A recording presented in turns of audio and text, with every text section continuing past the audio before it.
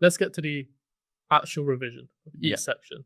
So the UCAT is 4 sections. Your verbal reasoning, decision making, quantitative reasoning, and SJT. Yeah. Now, let's put about 5 minutes for each section. How did you go about your revision, and what tips would you give to students that are sitting it? So let's go section by section. Next section, decision making. So I'll start by talking about the timing on decision making. So it's the least time pressured out of the 3 kind of cognitive sections. But again, probably about half of the people answering it won't be able to answer all the questions, possibly more.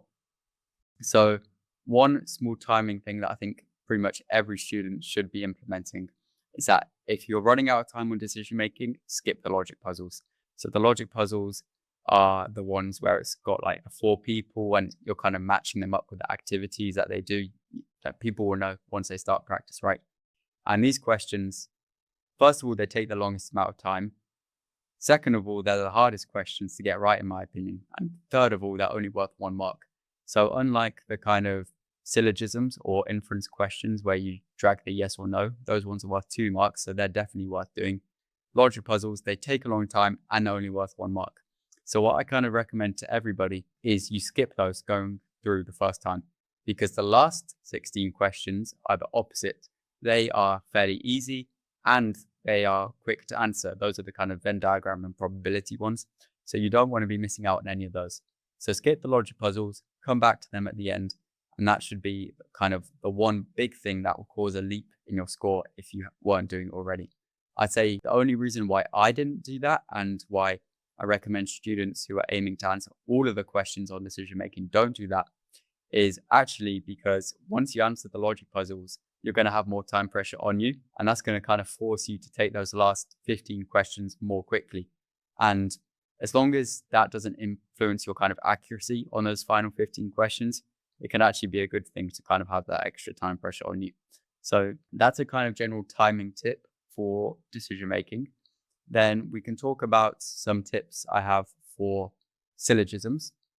So syllogisms are the classic kind of all iggles are piggles, all piggles are miggles, those kind of classic ones.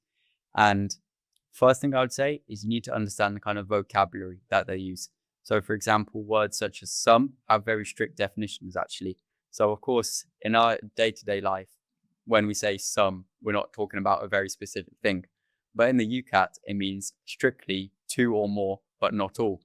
And for example, the word not all means not all, but it also means at least 1. So first things first, learn all of those definitions, and that way you won't be dropping marks that way. Another thing is you need to kind of learn the common patterns they do on syllogisms. So one kind of common thing they'll do is they'll say all X are Y. So for example, all cars are automobiles. And then one of the statements that they'll test is they'll reverse that logic. They'll then say, does the statement all Y are X, so all automobiles are cars, follow? And of course here, you need to recognize that the answer is no. And that's just one example, but there are lots of patterns that they'll do that come up again and again. So as soon as you can start to kind of recognize that, that will save you a lot of time because you won't have to kind of think through it each time. Final thing with syllogisms is the kind of whole topic of Venn diagrams or not. So you can usually represent the questions in a Venn diagram. Now, I didn't do this. I don't necessarily recommend the kind of top students or the students who find it kind of most naturally easy to do that. Just because, again, you want to be saving as much time as possible. Ideally, you'd spend no more than 60 seconds on syllogism questions. So use the Venn diagrams at the start if you want, because it will help you kind of understand these kind of relationships I talked about earlier, the kind of all X or Y kind of relationships. And then one very niche tip that I'll give for the Venn diagrams is if you want to represent a possible overlap, always use a question mark. If you have started doing Venn diagrams, you'll probably know what I mean by a potential overlap. But yeah, anytime you want to represent the possibility that something could either overlap or could not overlap, use a question mark, because that's another common thing they'll kind of test. They'll test whether you understand the kind of nuance of whether something is possible or whether something is guaranteed. And of course, the answer is only yes when something is guaranteed. So that's kind of what I have to say for syllogisms.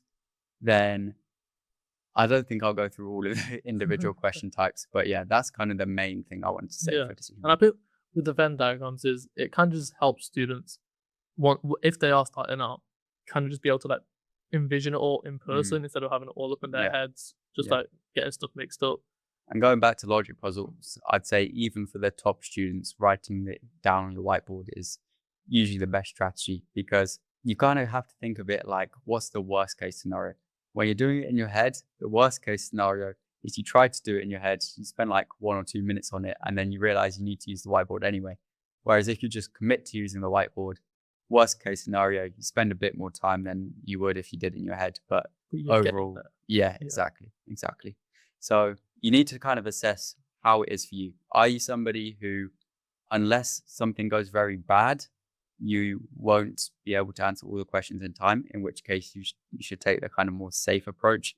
So perhaps that's using Venn diagrams, using diagrams on logic puzzles, writing down stuff where necessary on quantitative reasoning, for example. We'll get onto that later.